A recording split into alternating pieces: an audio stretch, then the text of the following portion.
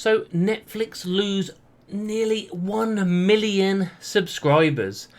Unbelievable amount of people are cancelling their Netflix. This is the second quarter. First quarter, there were about 200,000. We spoke about how this could happen in the future. We're going to get right into it. We're going to talk to you guys. We're going to ask your opinions. Firstly, though, if you can, in the comments, let me know if you're a Netflix user, if you've ever been a Netflix user, and if you plan to cancel your Netflix. I'm currently still a Netflix user. As you'll see on my screen now, I am within Netflix. I have my Netflix set up, but I am considering cancelling the subscription. So do let me know, and we're going to go right into it.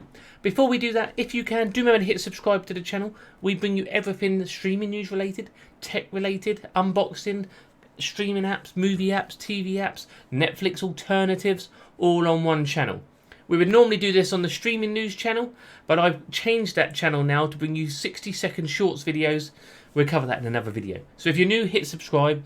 If you're a regular watcher, get that share out for me.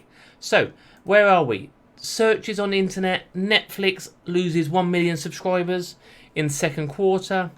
Netflix loses nearly 1 million subscribers, vows to rebound.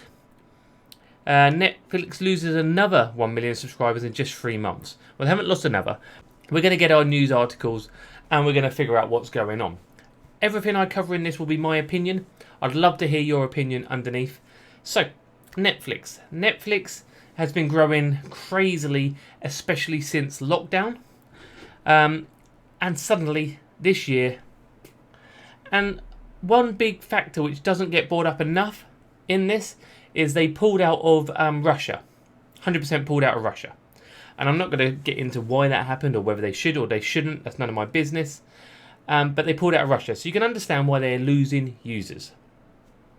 But the one thing which has saved them, they said they had been dropping and it's starting to level out because of Stranger Things Season 4. If you're a Stranger Things fan, please no spoilers in the chat. I'm not up to Season 4 yet. So, the streaming giant has now lost members for 2 quarters in a row, but the drop was smaller than it feared. 1 million is smaller than it feared. Asked what slowed the exodus, the firm's boss Reed Hastings said, if there was a single thing, we might say Stranger Things. The company reported its first subscriber loss since 2011 in April, news that was followed by hundreds of job cuts and sharp drop in share price. So, they've hit panic stations, okay? This is since 2015, the graph. So we've grown. If you hit about here, pandemic hit, sharp growth. A little bit of a level out after, well, pandemic still lingering. Throughout the pandemic, they grew quickly, okay? So they've gone kind of from, we're talking from 150 million to 220 million due to the pandemic. Massive growth, that is. And then it's kind of dropping and leveling out. First time in a long time. But will it continue to drop? What are they doing? And what is causing it? Apart from what we've stated already. So, price hikes. Price hikes is a dangerous, risky business when you're in a slump. The initial reaction, you're losing users. Charge the regular users you have more. Seems to be the instant reaction to anybody. But currently when the cost of living is going up, electricity and gas, petrol, fuel, food shopping, everything's going up. Something might take a hit. You can't just cancel your electricity and gas. You can't just cancel your internet. You can't just cancel your food. But you can cancel a streaming app. A standard plan in the US, which allows people in the same home to watch on 2 devices simultaneously, now costs $15.49, up from $14 in January and just $11 in 2019. So in 3 years, it's gone up nearly $5. No. In the UK, basic and standard plans have both increased since January by £1 a month to $6.99 and $10.99 respectively. You know, if they wanted to gain more users, which might give them a better overall experience, you drop the price in a bad situation. You don't up it. But who am I? I don't run Netflix. They pay people millions to do this. But in my mind, if you drop it slightly, you're going to get people stay. You're also going to get people sign up. Disney Plus, Amazon Prime, Apple TV, HBO are all so big competitors who weren't there back in 2016. Some of them were, some of them weren't. Obviously, Disney Plus has been a big hit for a lot of companies. Amazon Prime are picking up a lot of the big movies. This is another thing we talk about with Netflix. Yes, we got our Stranger Things. Yes, we got things like Resident Evil, which are quite new. But the big movies, which used to appear all the time, aren't coming as regular as before.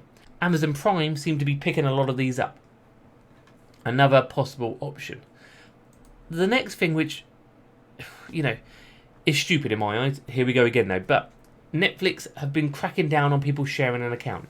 So that's not saying I can't share it with my son in the same room or my son elsewhere in the house, but they don't like sharing a household to household, which becomes very tricky if you want to leave the house, if you're on holiday. They've got new protocols in place to stop sharing accounts. They've launched it in South America, and they're trying to launch it worldwide. This stops you being able to share it. So I couldn't share it with the in-laws or with my parents who live elsewhere. Whether that happens or not, we will see. They are doing it in South America. Will they get it worldwide is a very different thing. But let me know your opinions. Let me know if you've cancelled, everything like that. And finally, what is coming now is an ad option. Adverts and Netflix. This could be a good option to save them if done correctly. Again, my opinion. A free option with adverts, 100% behind that. A paid option with adverts, I struggle with it. I hate paying for something and get adverts. Things like Sky Sports, things like that, where you pay to watch like Premier League football and they still have adverts in them. Drives me nuts. One or the other.